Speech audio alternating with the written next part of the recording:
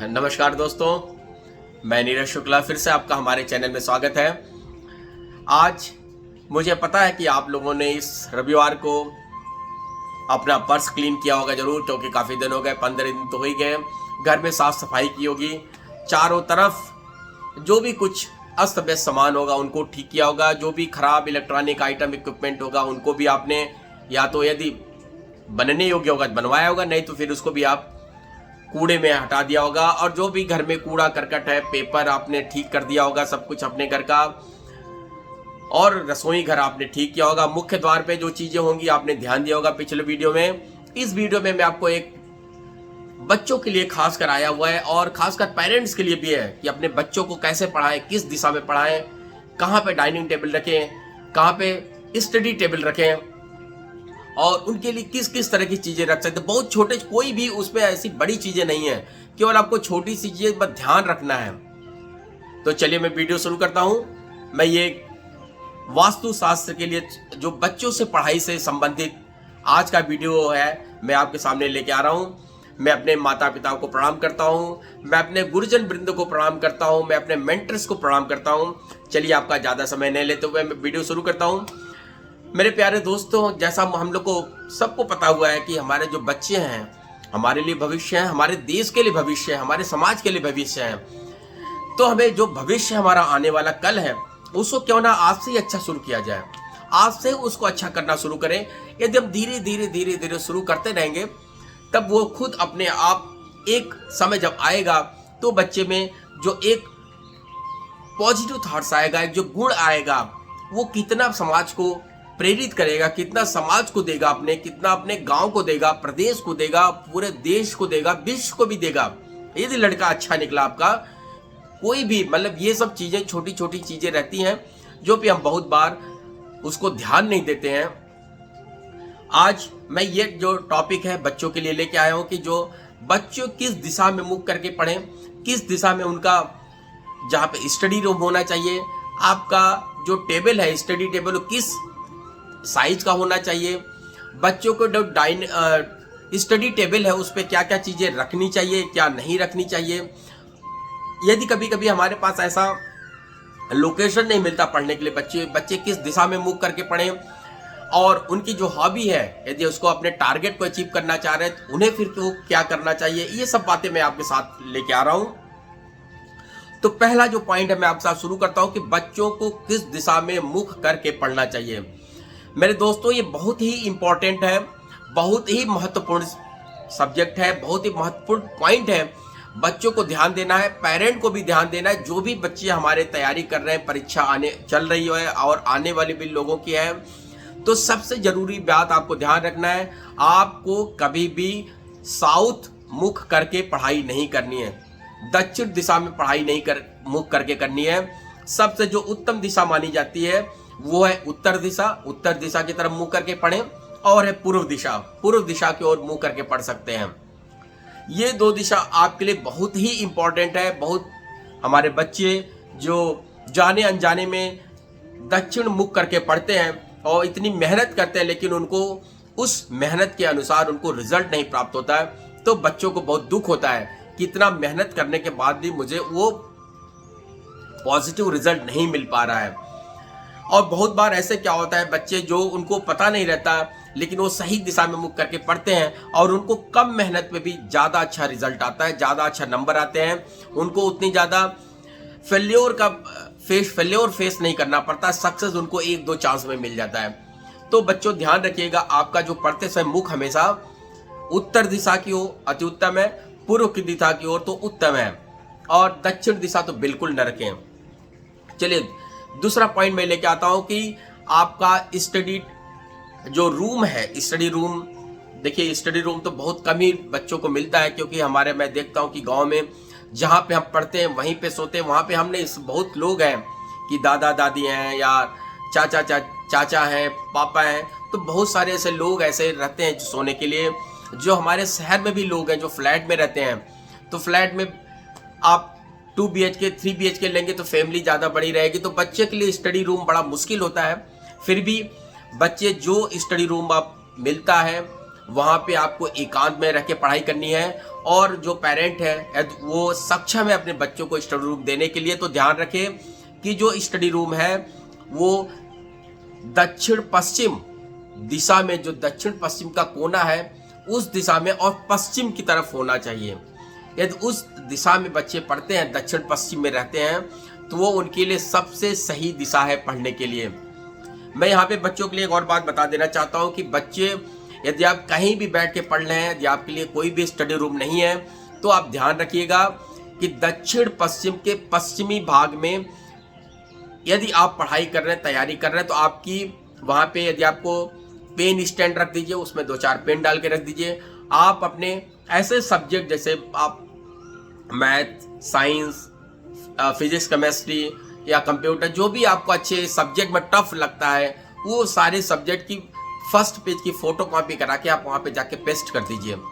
किस दिशा में पेस्ट करनी है? दक्षिण पश्चिम के पश्चिमी भाग में, दक्षिण पश्चिम में और पश्चिमी भाग में। जब आप दक्षिण पश्चिम के कोने पे ऐसा लाइन काम करेंगे तो एक पोर्शन दक्षिण की तरफ रहता है, एक पोर्शन आपका पश्चिम वाले दीवार की तरफ रहता है, तो पश्चिम उसी बीच में आपको लगानी है। जब भी जो भी कोई हमारे माता पिता जो कोई इस वीडियो को देख रहा है, तो आप ये ध्यान रखिएगा कि बच्चों को यदि आपको आगे लेके जाना है, आपको बहुत उसको आगे की तरफ सोचना है, उनको सफलता जल्दी दिलानी है, तो बच्चों को जो बुक्स हैं आप साउथ वेस्ट, दक्षिण पश्चिम दिशा में रखें। भले बच्चा कहीं पढ़ रहा हो, भले आपका किसी दूसरे रूम में पढ़ रहा है, लेकिन आपके घर में अब आपको वो सोचना है कि दक्षिण पश्चिम दिशा हमें सेलेक्ट कैसे करना है, डिसाइड कैसे करना है। आप अपने घर के मध्य भाग में खड़े हो जाइए, पूरब की तरफ मुंह करके। जब आप पूरब की तरफ मुंह करेंगे, आपको सभी दिशाओं का ज्ञान हो जाएगा। अब जब आपकी पीठ पश्चिम और दाहिने हाथ की तरफ दक्षिण आएगा, तो आपको पता लगेगा कि दक्षिण और पश्चिम का कोना यही पोर्शन है। तो उस कोने की दीवार पे आप जाके बच्चे की किताब यदि आप नहीं रखना चाहते हैं, तो उसका जीरोक्स कॉपी, पहले पेज का, केवल कवर पेज का जीरोक्स कॉपी वहाँ पे चिपका दीजिए और वहाँ पे कोई एक पेन स्टैंड रख दीजिए। देखिए बच्चे का लिखने और पढ़ने में कितना मन लगने लगता है।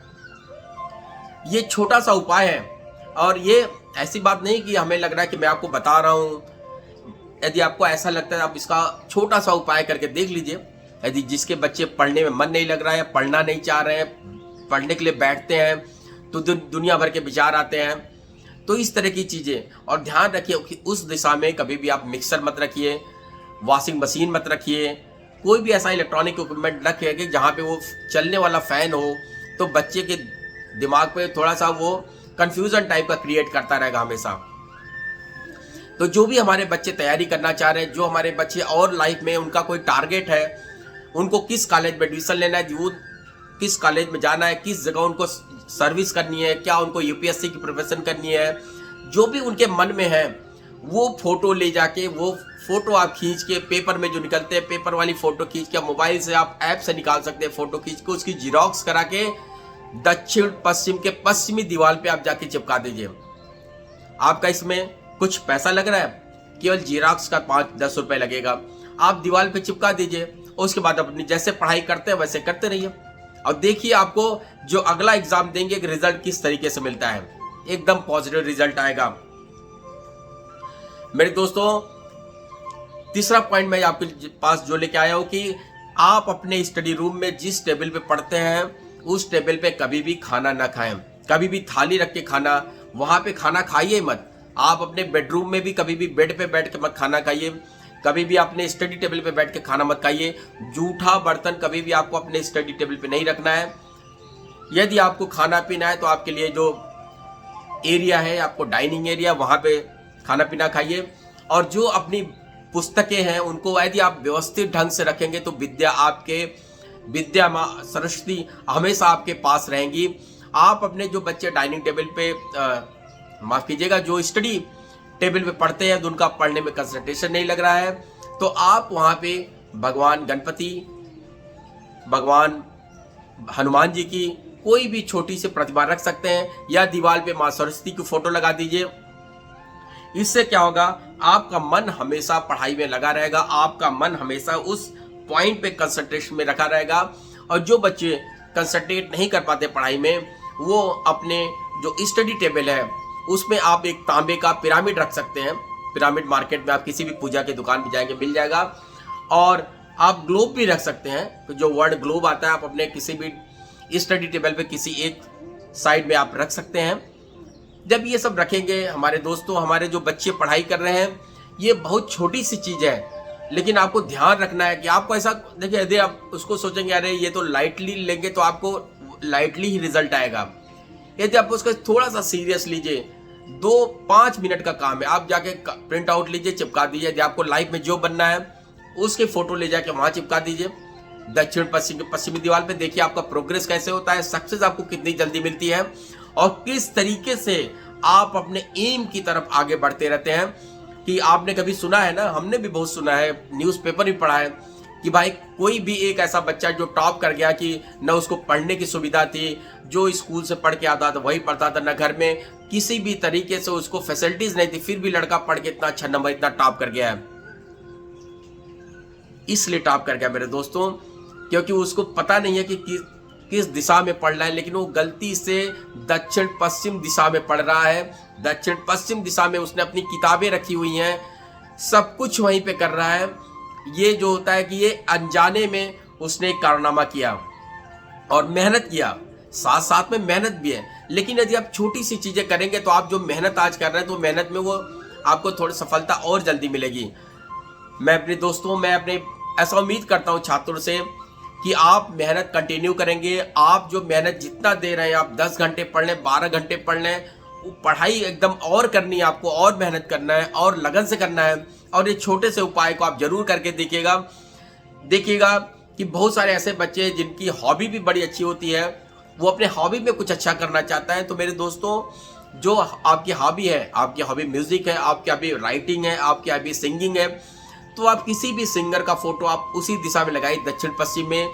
आप कोई इंस्ट्रूमेंट लगा दिया, यदि आपको लगता है आप हारमोनियम बजाना अच्छा चाहते हैं, गिटार, तबला, जो भी आपको अच्छा इंस्ट्रूमेंट लगता है, कि आप उस दिशा में जाके वो फोटो लगा दीजिए।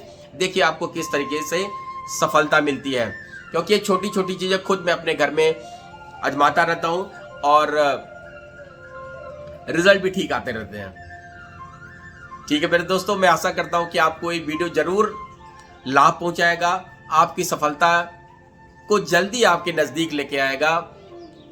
तब तक के लिए मैं आप सबको प्रणाम करता हूं। मैं आशा करता हूं कि जो भी आप वीडियो देख रहे हैं, आपके जीवन में बहुत पॉजिटिव रिजल्ट आ रहा है, क्योंकि ये जो वास्तु है 2 ही 3 चीज पे कंसंट्रेट करता है कि आपके घर में हमेशा पॉजिटिव एनर्जी बनी रहे, आपके यहाँ जो हेल्थ की प्रॉब्लम है वो किसी को हेल्थ ना हो, सारे वेल्दी रहे, सक्सेस आपके पास जल्दी है, और माँ लक्ष्मी की कृपा हमेशा हम सब पर बनी रहे।